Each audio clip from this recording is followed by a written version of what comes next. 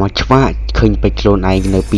2800ជះពេជ្រ2800នឹងចាប់ skin ម្ដងមើលដោយសារតែ Free Fire ចេញ event ថ្មីច្រើនឥឡូវធ្វើការ claim មកពេជ្រមួយខែសិនបាទវាបាន85ពេជ្រគេបើកមកក៏ឃើញ AUG ទៅតែចេញគ្នាយើងហើយ AUG skin នេះស្អាតសំខាន់វា effect វាមាន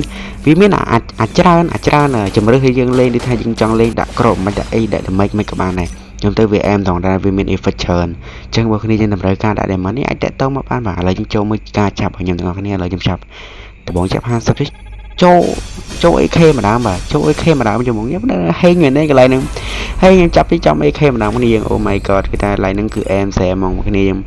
ចាប់ទៅបាន AK ដំបងខ្ញុំអូដល់ស្មានដល់បាន level 7មានបាន level 7ណាពេលចេញ OK ទៅបាន level 1កន្លែងហ្នឹងក៏សប្បាយចិត្តដោយសារចាប់បានដំបងភ្លៀងដោយសារចិត្តចង់បាន AG ខ្ញុំទៅការតាមចាប់ទៀតនឹងពេជ្ររបស់ខ្ញុំនៅសល់2000ជាខ្ញុំតាមចាប់រហូតដល់ក្លានទី20ហើយក្លានទី20នេះចាប់ទៅ3ម្ដងទៀតតាមម្ដងទៀតពេលហ្នឹងខ្ញុំចាប់ឡើងទៅអ្នកគ្នាដឹងតែវាបានតែរបស់ដដែលទេវាមានន័យអីទេអញ្ចឹងខ្ញុំតាមចាប់យក AG ដល់វាអស់ប្រហែល1000ពេជ្រខ្ញុំចង់ដឹងខ្ញុំចាប់ឡើងទៅនៅសល់11 round ចុងក្រោយ11 round ចុងក្រោយទេដាក់ពុប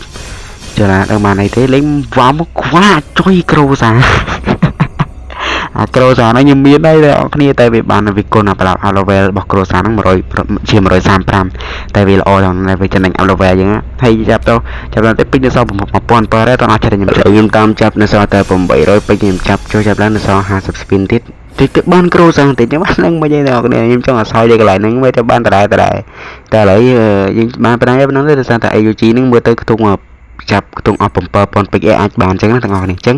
វីដេអូនេះវាទៅប៉ុណ្ណឹងបើធ្វើការថាបើតែមិនគឺរហ័សសុវត្ថិភាពឬធ្វើការតែ ID game កុំភ្លេចទៅតងមក IPKX ឆាតចូល Page របស់ Telegram ព័ត៌មាន